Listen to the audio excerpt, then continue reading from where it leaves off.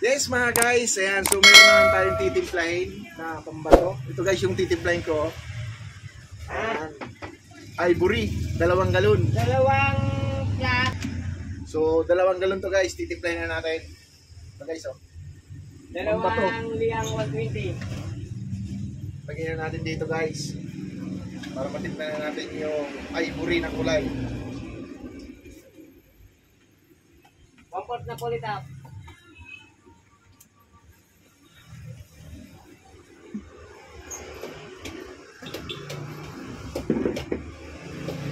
Bali 3 kulay nga lang to guys, mag-ahaloy natin. Yan lang.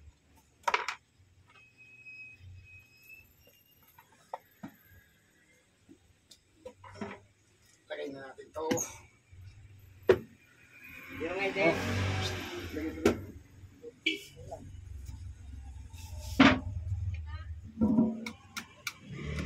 Gusto natin to guys na dilaw. Asa yellow.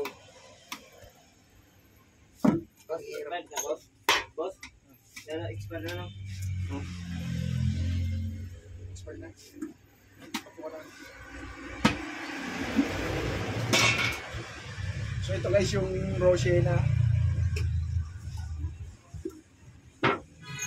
Then lalagyan natin ng asa yellow. You know.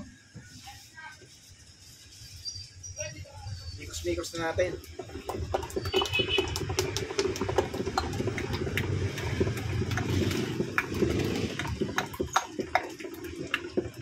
Ivory.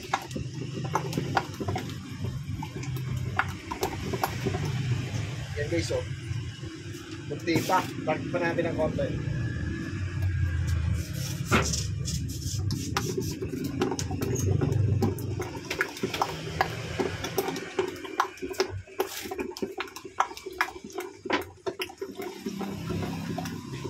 You know.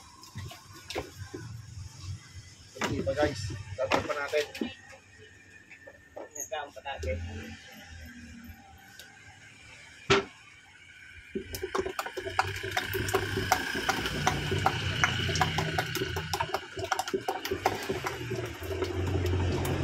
You know. Okay na siguro to guys.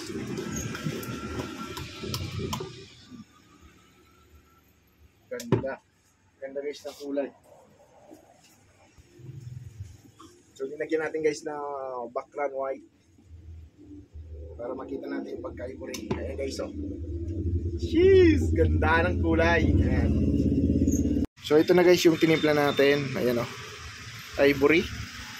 Makintab yung atin. Simiglas lang yung ginagaya natin dyan. Ayan mga guys oh. Ayan. Pag natuyo yan, kaparehas yan. Mas makintab nga lang yung sa atin guys oh. So yun lang guys.